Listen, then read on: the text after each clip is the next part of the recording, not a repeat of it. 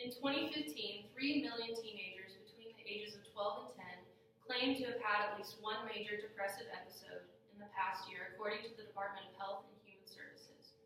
3 million teenagers. That's a little more than the population of the city of Chicago altogether.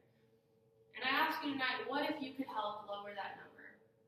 What if you're making the difference in just one life of, say, a middle school student could lower that number, could lower it from 3 million to 2 million or 1 million, and that all starts with discipleship.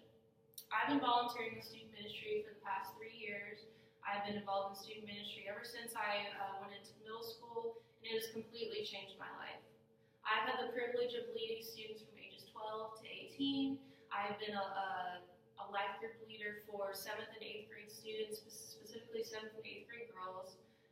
I've been a discipleship leader for ages 12 through 18 as well, and I've been doing this for the past 3 years. Discipling middle school students can change the course of an entire generation. And have you ever wanted to go back to those days? All of you, take a moment to think about what you were like in middle school. And if you could go back and tell yourself to not do those dumb things, or not wear that, or not say those dumb things, would you tell yourself, when you go back, would you tell yourself to love yourself? Do you desire to make a difference in the life of not just yourself, but other people? Would you want to help them realize their God-given purpose, to help them not make those same dumb mistakes, to not say those dumb things that you did, to not do those dumb things that you did? And I can tell you that when I was especially in middle school, I wish I would have had someone to lead me and to guide me. I really believed it would have saved me from a lot of sadness. It would have given me a lot more confidence, and I wasn't able to find that until later in life. And I believe that making this difference in their lives happens through discipleship. I think of a girl in my life group, Bree, who when I met her was very shy, did not really want to speak to anybody. She didn't really say much. She would only come by on Wednesday, and she would come to Sunday night life group, and she would sit there, and she was polite, and she would participate every now and then. But every week I would take the time to intentionally talk to her, to remember her name, to look her in the face, to compliment her, to ask her how school was going, and we even exchanged phone numbers, and I would text her throughout the week and ask her how she was doing, to help her with anything that she needed help with, to ask her if there was anything I could pray for her.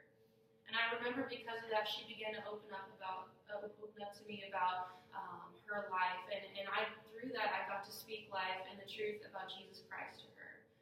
When she began a relationship with Christ, she became more joyful, she began making more friends, she became more confident in herself, she began engaging in worship, and her life went from a state of not being sure of herself to gaining extraordinary confidence through the power of Jesus Christ. I was able to help plant that seed and help be the light to help her see through the darkness. To change the lives of others, that means we have to get into their mess with them.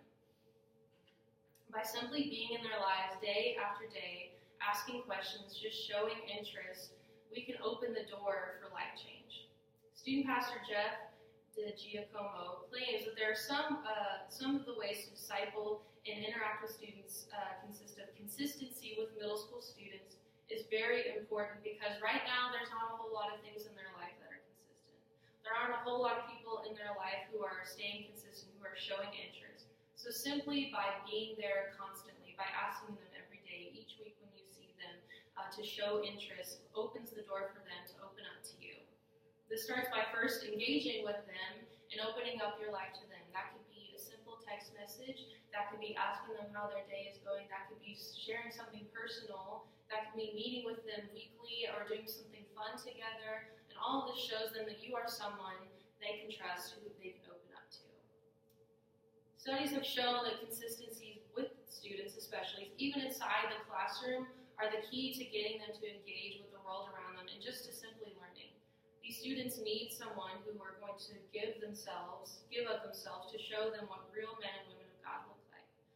Now I know some of you might be saying, I don't even know what to say to them. I don't even know how to talk to people my own age. How can I disciple a student? How can I even talk to them about their problems when I can't even figure out my problems? And I tell you, it does not take a full-time pastor. It doesn't take a ministry major to just simply talk to someone. It doesn't take an extrovert to simply talk to these students. What these students need now more than ever is just a friend. You don't need to have the right words. You don't need to say the perfect thing in order for them to experience this life change. Because no one ever really knows the right thing to say. There's not a textbook for what to say in certain situations or how, to disciple these specific students or what the right words are to say. But all that's asked of you is to be genuine with them. And that's where we see the life change begin. The first time I ever prayed with a student to receive salvation, I had no idea what to do. It was probably my second Wednesday that I was volunteering, and she just came up to me and asked me to pray with her. Two girls approached me, actually, both of them about 13 years old, both of them crying, and the one who was crying, the one who was especially crying, was opening up to me about what's really going on, and she shared with me that people at school were bullying her and teasing her, and because of that she didn't like herself, and she was starting to lose confidence in herself. And in that moment, I had no idea what to do. I didn't even know her name. I had no idea what to say to her. But I simply listened to her, and I wish I would have said something to just completely change her whole life in that moment. But later that night, she simply just thanked me for listening to her and told me that the things that I said were to tell her what I told her were the things that helped her to overcome those lies and what people were saying. I didn't have a long, eloquent speech. I didn't have a long prayer, but what I did have was my authenticity. And these students need to know that it's okay to be their true selves in Christ. They need examples from people like you and me to show them the way.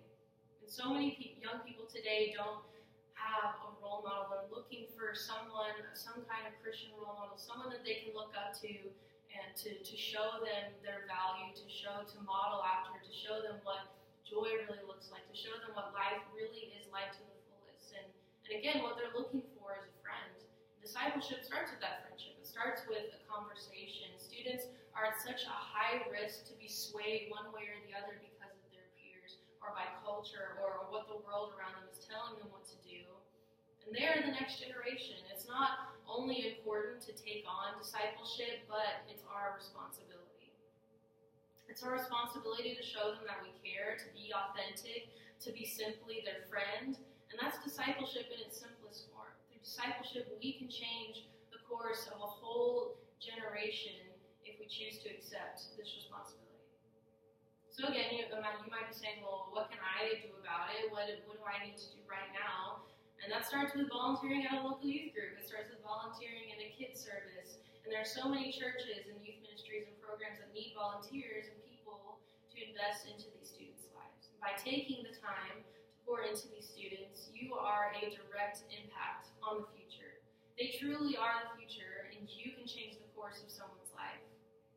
In conclusion, discipleship of students is an opportunity to step into someone's story,